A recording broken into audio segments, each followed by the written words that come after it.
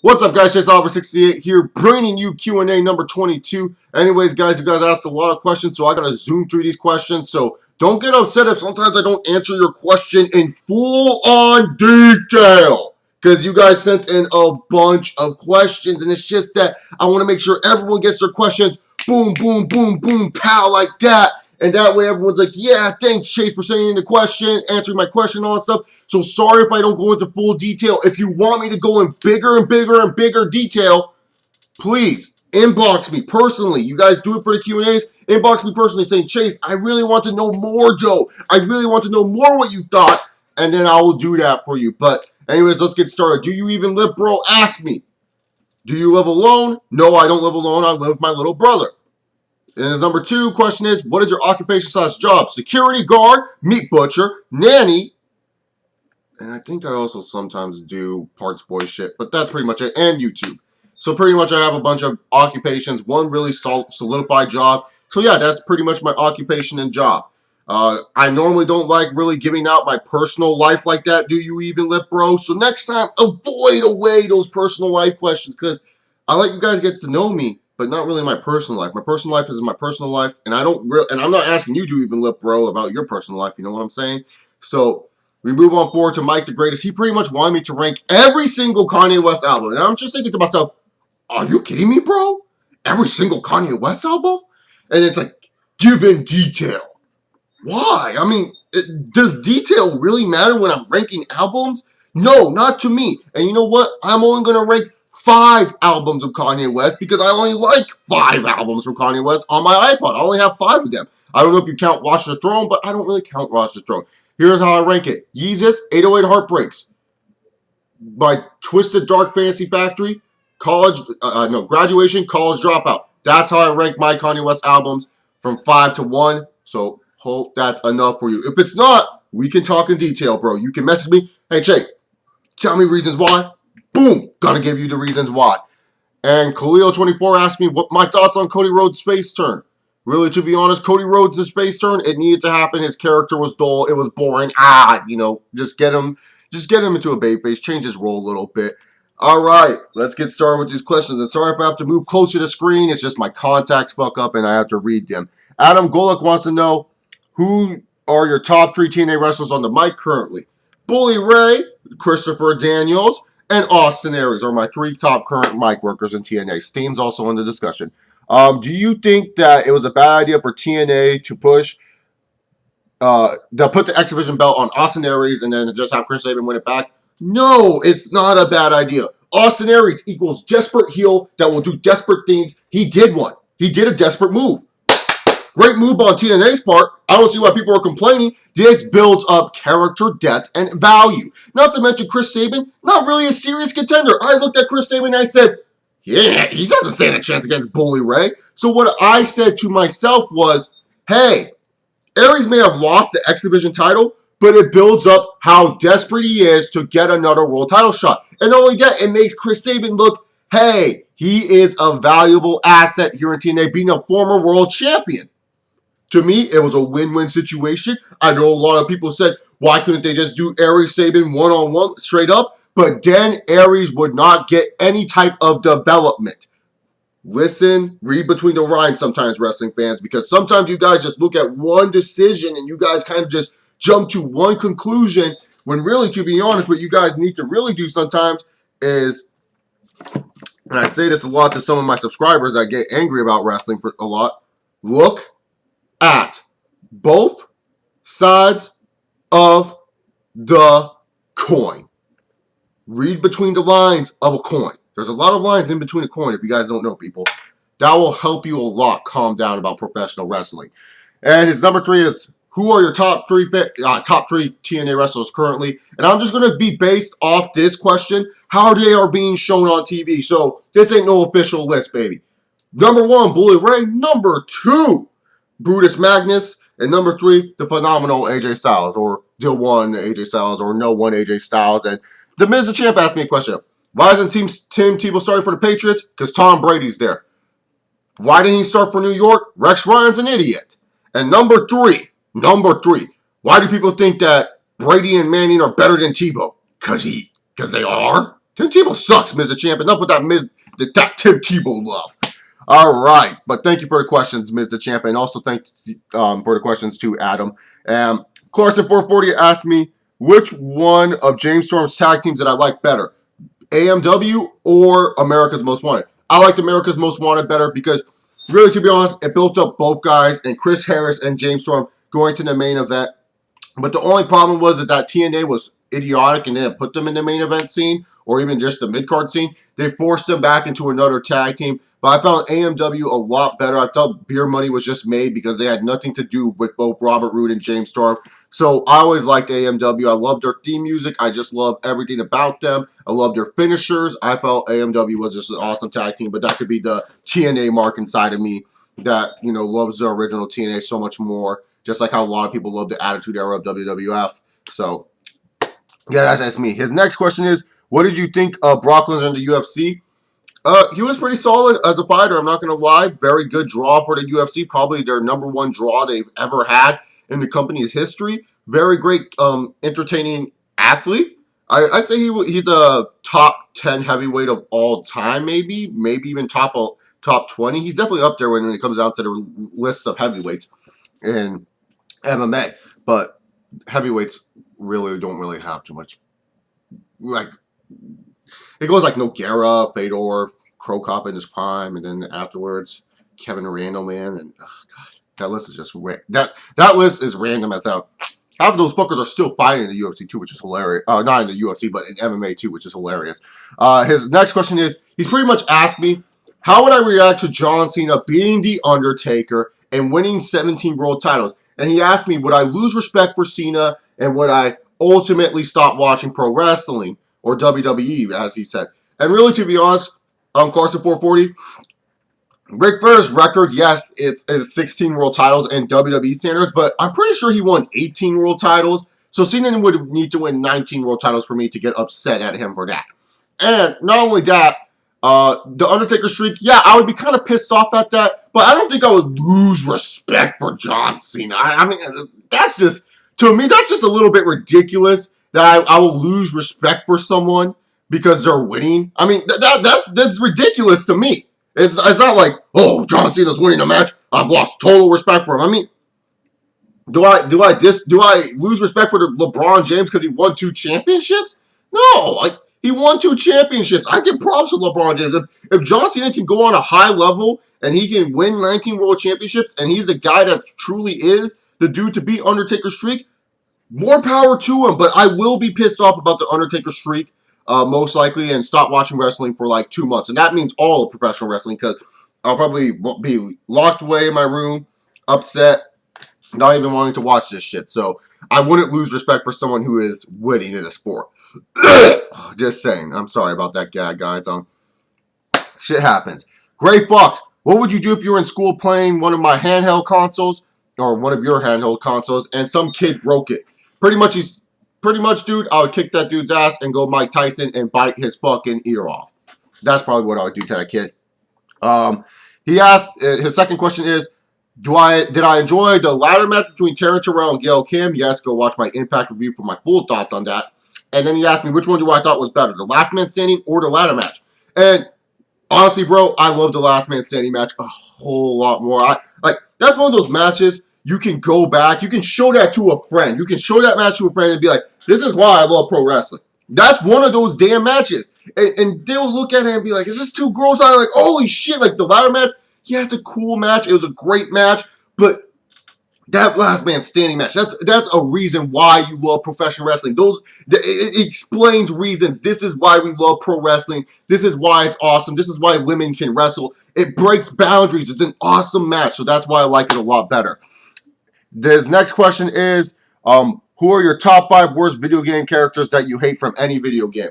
Really, to be honest, all my top 5 characters are pretty much idiots from the Organization 13, one Final Fantasy character, and Liquid Snake. So the idiots from Organization 13 that I hate are Syx. Reason why I hate Syx, I don't hate his character fully. That's why he's only number 5. He screams too much in the boss fight. He's annoying as a boss, especially on fucking critical mode. Fuck Syx. Luxord is annoying as hell. His stupid card tricks that he likes to do. I really don't like Luxord at all when it comes down to doing the boss fight. in all honesty, God, I'm trying to think of that one organization. I always forget his name. God damn. The dude with the shield. Vexen, is it? No, I don't think his name is Vexen. I can't remember his name, but he's the dude with the ice shield. Liquid Snake is number 2, and number 1 is Sephiroth. Sorry, Final Fantasy fanboys. I don't like Sephiroth. Alright, the Gochi Man asked me, I don't hate Daniel Bryan or anything, but do you think the internet overrates him? In a way, yes, the internet always does overrate Daniel Bryan, but sometimes it's justifiable, sometimes it isn't. I feel that some fans get a little bit more upset when Daniel Bryan doesn't win a match. I don't know why, but even if it's just like a normal match, you're like, Daniel Bryan should have won. And you can't really critique Daniel Bryan, but I like Daniel Bryan, but I do agree the internet does overrate him a tad bit. The second question is, have you ever listened to Tupac? Hell yeah, I've listened to Tupac. I mean, really, to be honest, if you're a fan of rap and you never listened to Tupac, Biggie, or rap before Tupac and Biggie, come on, man. You gotta do your homework at least and listen to it. But yes, I do love my Tupac. Railed Herald. Yes, Railed fucking Herald is back.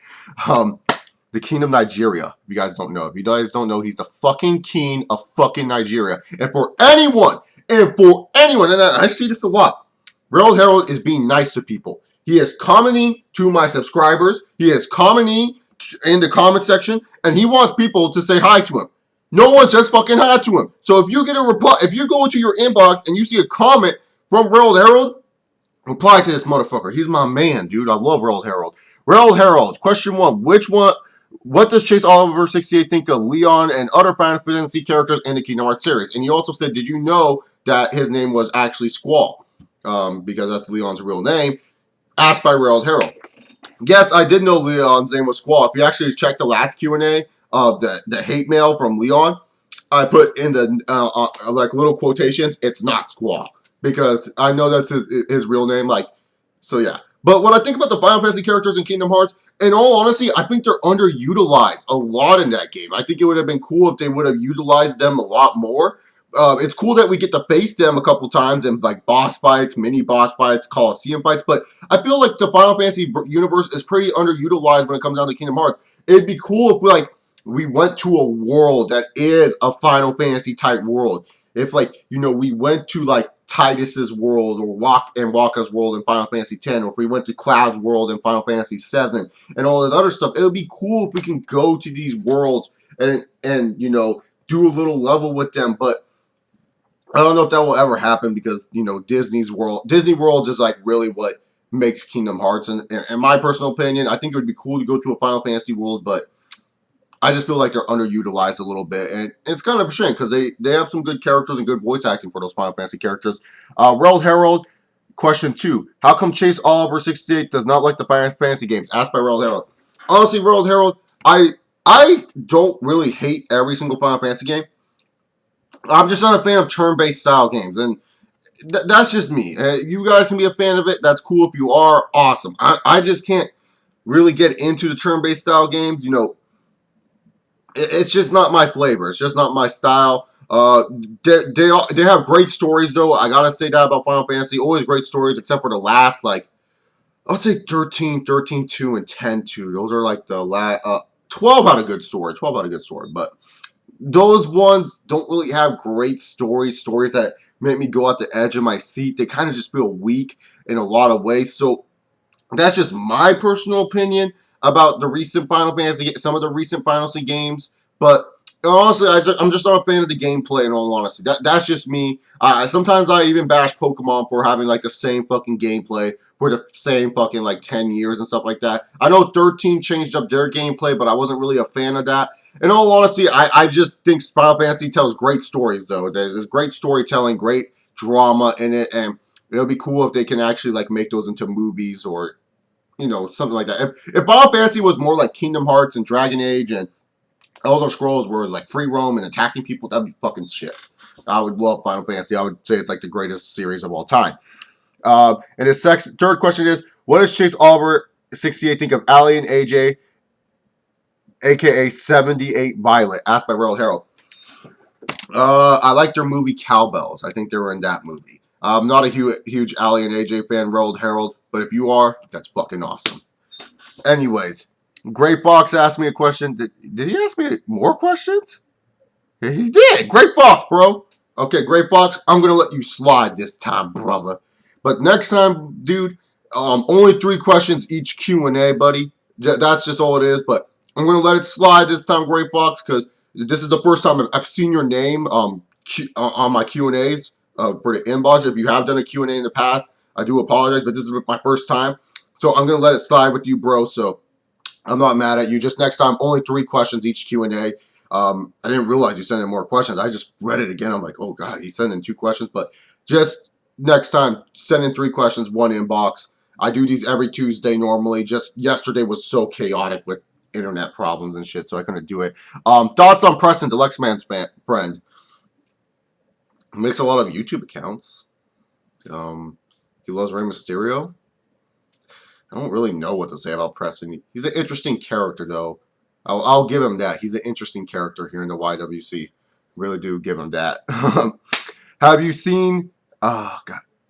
Oh, okay. He asked me, were you ever happy to get something but ended up not getting it? Spiral the Dragon, Year of the Dragon, number 3, the third one on the PlayStation series. Yeah, I thought I was gonna get that for Christmas, but I didn't get it until like fucking March. I was kind of upset because my dad's like, "Yeah, we got that game you wanted." It was like Crash Bandicoot. I was like, "I want Spyro." I wasn't upset because like Christmas was all. I never got upset on Christmas because it's like my parents bought that shit, and you shouldn't be upset. But I wasn't really super duper happy. I was just kind of like, "Oh man, I really want Spyro Year of the Dragon." But yeah, thoughts on Napoleon Guru? If Napoleon Guru ever asked me legit questions, I would actually like the dude, but he has like little troll, like, I don't know, smiley face thing. He asked me weird apocalyptic questions, like he's trying to like be smart and be funny, but he's not. He's just making himself look like a fucking idiot. And that's my thoughts on Napoleon Guru. And I know I'm going to get comments from people who are friends of Napoleon Guru who are like, no, Napoleon Guru is actually a nice guy, Chase. Give him a chance. Well, until he acts normal around me, I'm sorry, I'm not going to give the dude a chance. You know what they say about first impressions? They mean everything in the world. And they do. They do. And he had a bad first impression on me. If he can turn it around, I turn it around. That's all I basically say. Ray Pixon, sorry about that, Ray. He asked me a question. What video game consoles do you own and when did you get them? Okay. So my video consoles that I own pretty much are Xbox 360 and PS3 currently. I got my PS3 as an 8th grade graduation gift. Me and my grandma, we split the price in half. I was saving up money for the PS3. She offered to pay half for the PS3 because she knew I was saving up my money for the PS3. But she pretty much also bought me games. Also, she bought me like 2 games, like NBA 2K7 and something else. I can't remember. I think it was Resistance that she bought me, or Virtual Fighter. I think I got Resistance later. I actually think it was Virtual Fighter that she got me. Oh yeah, because what happened was they came out with a bundle, and Resistance came with the PS3. So I got Virtual Fighter and 2K7 out of it. So she did buy 2 games for me since I did pay half for it. Well, mostly I paid like $350, and she just paid like the rest with the game. So yeah, that's pretty much it. Do you think the WWE does the opposite of what fans want? Example: Cena not turning heel, Orton not turning heel, Daniel Bryan not winning the Money in the Bank, Cena with multiple title reigns, which he does not deserve. I don't know if you're selling shit out. I think you do deserve title reigns. It's about being a draw in the company too. Um, that's what makes the WWE great. They swerve us in so many different ways. It makes it interesting to watch. So that's why I like the WWE, because it swerves us. It entertains us. Like, you need swerves in professional wrestling. And I disagree with your statement. Cena doesn't deserve any title reigns. That's just ridiculous to say. The dude worked his ass off in OVW for many years, and then the dude was a great asset for them for so long on the SmackDown brand. He deserves, title reigns. He doesn't deserve a lot of them. Like, I will agree that maybe he shouldn't be like a 12-time world champion. But when you're a company with so little talent and so little guys to push, really, and guys that you don't know if they're going to go huge over or not, you have to go to your bread and butter. And sadly, Cena was the bread and butter, and he's just a victim of circumstances because the WWE does such a poor job with building up talent nowadays that he's just a victim of circumstances by a lot of fans. And I wish a lot of fans could see that, say, yeah, Cena, even though I hate him, in all honesty, it's just that, to be honest, to me, I feel a lot of Cena haters just hate him because he wins so much and all this other stuff. And I feel like sometimes some Cena fans don't really give me enough good reasoning why they hate Cena. And for me personally, I'm a Cena fan. I don't know if a lot of people know this, but I am a John Cena fan. And I just want to say, I feel like I said, I do agree. He doesn't deserve to be a 12-time world champion, but when there's really little any to no talent on the roster, and a lot of people are going to be like, there's a lot of talent on the roster, Chase, but really, to be honest, if you look at that talent, like I say in wrestling, both sides of the coin, read between the lines, and you're going to look through the years that Cena was forced to be champion, who was there to really take that top spot from him. That's something to think about, folks. I really want you guys to really think, use your noggin, come at me and say, Chase, these guys deserve to be champions over Cena, and here's why. Do that for me, and I'll applaud you and say thank you for that. That was fucking awesome. But honestly, he deserves to be a world champion. He's a guy that worked his ass off, and that's pretty much what I say. It's like saying Miz doesn't deserve to be world champion, which is ridiculous to me. But enough about that. Imagine if they did a crossover game, Kingdom Hearts versus GTA fighting game with blood, of course. Would you buy it, and how would you feel about it? Honestly, dude, that wouldn't interest me, and I probably wouldn't buy it. It's just that those two universes crossing over, it's just not really interesting to me. I mean, I am a fan of both series, but like if it was GTA versus Saints Row, sure, go right ahead, make that game. If it was Kingdom Hearts and Dissidia, sure, I'll buy it. But I'm not really a huge fan of that type of concept, buddy. Sorry it's not because of your last question. It's just that I'm not a huge fan of Kingdom Hearts versus GTA because it's like, okay, like they have swords, they have guns. In all honesty, a real life gun could probably kill someone with a giant fucking key. I think it would be ridiculous. That would be hilarious if someone with a giant key tries to like hit a dude with a gun, like a gangster with a gun. But yeah, I don't see the interest in a GTA versus Kingdom Hearts game. So that's just me though. Final Limits 1, have you ever had a dream where I got shot, fallen down, and felt the pain? Pretty much, yeah. I've had dreams where I've fallen down, got shot, and all that other stuff, and pretty much that's about it. That's all I'm going to say, and I have felt the pain. It's part of your brain. If you don't get enough sleep, that's what happens. You feel pain, your brain starts to ache, and you feel the pain because that's how the neural systems work. Your nerves are nervous, and yeah, that's how it works. Their nerves are nervous, so they send shockwaves down your spine. What did you think of Umaga when he spoke English in 2009? Pretty much he's asking. Stupid. I mean, they just ruined the Umaga character. He wasn't supposed to speak English. I thought it was funny when he was speaking gibberish or whatever they did with him, but I thought it was dumb that they ruined the Umaga character just like that. What are your favorite levels or worlds from all the Kingdom Hearts games? I like Monstro a lot just because there's a lot of platforming. Deep Jungle a lot because there's a lot of platforming. Agrabah in Kingdom Hearts 2 I like a lot. Mulan's world I like a lot in Kingdom Hearts 2. I thought that's a nice little world to explore. Music's very good. Twilight Town, of course, is a very good world, in my personal opinion. And the world that never was in Kingdom Hearts 1. Those are my favorite worlds in Kingdom Hearts. I know about the handheld games, but the handheld games really watered down worlds, in my personal opinion. Maybe Traverse Town and Birth by 3DS is pretty good. Why did I say Birth by Sleep? Sharoro Hora, and I hope I pronounced that right, buddy. Asked me, no offense, but did you gain weight?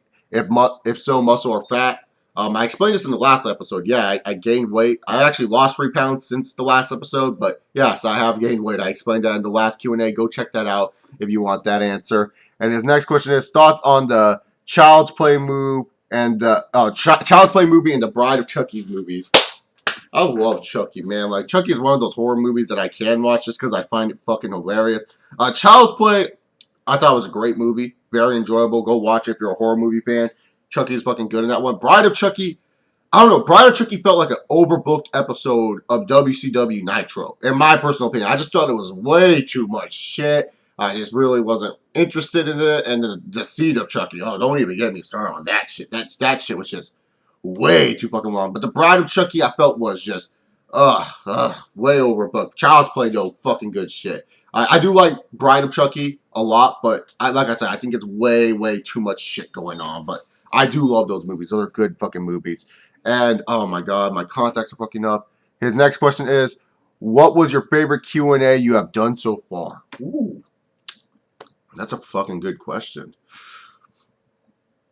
Probably either Q&A number 8, Q&A number 15, and yeah, those are probably my two favorites that I've done. Q&A number 8 and Q&A number 15. Those are probably my two favorites. Those are ones that I really do enjoy. And also, some of them is more like, I like certain segments that I do in the Q&As and stuff like that. Like the last video, I loved ripping on Leon, and I love how Leon does not even respond to me. Like, I rip on the dude, and I just pretty much answer his questions. He's like, he sends me a message, too. Like, I wish I could have screen capped this message. He sends me, don't duck these fucking questions. And I'm all like, dude, I didn't duck these questions. Where's your comment? Oh, are you afraid to comment now? Because, like, I just totally, like, fucking was able to, like, own your ass or something. I don't know. The Yu-Gi-Oh rant, you know, me ranting about something. Like, I like certain segments, but overall favorites, probably 8 and 15 are my two favorites of the Q&As that I've done because I could actually watch those. And the final questions come from WCW3 Count 123. Sorry that this video was long, guys. What are your thoughts on Railed Harold? He's the motherfucking man. I've said that before. What year is Kingdom Hearts 3 supposed to come out, take place in all the games? I mean, and how old will Sora be in KH3 since he's 14 and 1, 15 and 2? Will he be 16 in the game or be more of the future where Sora's like 18 or 19? Kingdom Hearts 1.5 is coming out this year. Kingdom Hearts 2.5 is coming out next year. And in 2016 or 17, we should be getting Kingdom Hearts 3. I'm pretty sure about that one. And Sora should be 18 because in 3DS and Coded, I believe they said he was 17 in those games. So he should be 18 by Kingdom Hearts 3. That's just me guessing there about his age, but I know about the years because Nomura or whoever's working on those Kingdom Hearts remakes said that there's going to be a Kingdom Hearts game every single year. Pretty much every single year there's going to be a new Kingdom Hearts game coming out. And so 1.5 is coming out. And just real quick, 1.5 is going to have Kingdom Hearts 1 Final Mix and Kingdom Hearts Recon. And then also 358 by 2 days. And I know a lot of people are like, oh, yes, 358 by 2 days on my sweet console in HD. It kind of doesn't really work that way because 358 by 2 days is pretty much just cutscenes. So it's just a bunch of cutscenes. It's a movie. I believe it's like 5 hours long. So we just get a bunch of cutscenes with English voice acting. So I guess that's pretty cool. And I think Kingdom Hearts 2.5 will have Kingdom Hearts 2 Final Mix, which is fucking long as hell, which I'm excited for. I don't know what other... Maybe they will make Birth by Sleep into a PS3 game, which I think could be possible and would be it would be good for the fucking game if it was a PS3 game. And then I think we might just get 3DS and cutscenes, just like how we're getting 358 by 2 days in cutscenes. So I think that's the plan for Kingdom Hearts 2.5, and I don't even know what the fuck they're going to do for Kingdom Hearts 3. Have you ever beaten Sephiroth on Kingdom Hearts 1 in the stadium? Yes, I have. It took me 45 minutes to beat the dude. Pretty much the techniques that I suggest if anyone's having trouble with that fight, dodge roll the fuck. Just make sure you keep on dodge rolling. Don't really try to abuse like your striking because Sephiroth, if he hits you once, he's pretty much dead. Make sure you have moves like Ragnarok and Ars Arcanum on board. Have a bunch of fucking elixirs so you can heal yourself and everything. The spells I like to use against Sephiroth are pretty much, I just like to custom set Cure twice. And then I have Eroga at like the middle. So pretty much I cast an Eroga to take less damage. And I make sure I'm healing myself at most of the times. Guard is useful as hell to have in that fight too. Glide and Super Glide is mostly recommended to be in that fight. Just make sure you have a lot of moves that pretty much that you know can do solidified damage. Like I said, Ars Arcanum and Ragnarok are great moves to have because it's just pretty much combo moves, and he really can't do anything. And plus, you can't get hurt if he's doing a move. Another move I like to use is like, say when he's going to do a move or like the Sin Harvest Angel move, I like to put Strike Rate on, and so what I'll do is I run away and I lock onto him and I'll just do Strike Rate. And so when he's doing those moves, like Sora doesn't get hurt because I'm just mashing the X button for Strike Rate. I'm doing Strike, Strike, Strike, Raid, Raid, Raid, Judgment, and stuff like that. And it works all the time for me. Like he's a really easy boss if you could just remember his patterns. Like it may take you a couple times, but if you remember his patterns and you kind of just take your time with it and don't rush it, like don't try to go for the kill if you see him at the green health bar, because that's when he's gonna fucking like murder you. But I think his Kingdom Hearts 2 fight's a lot more harder than his KH1 fight, in my personal opinion. I had troubles with that fight because there was no strike rate in Arsenic Kingdom and Ragnarok for me to abuse in that fight. Woo! This Q&A went on for 30 minutes. Thank you guys for sending the questions. Next time, guys, for the questions, if you guys could possibly can make it where you kind of word it shorter and all that other stuff, so that way it could go by faster for me.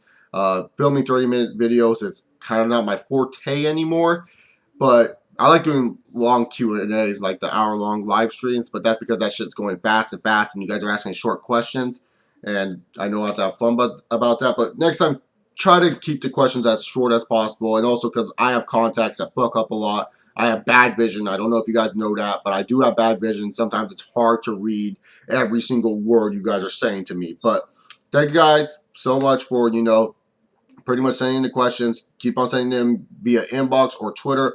Follow me on Twitter at ChaseOliver68. You can subscribe by clicking the little icon down below. Comment down below your thoughts, and that's pretty much it. I'm out of here, guys. Hope you guys enjoy your Wednesday. Stay safe. Don't do anything stupid. Peace!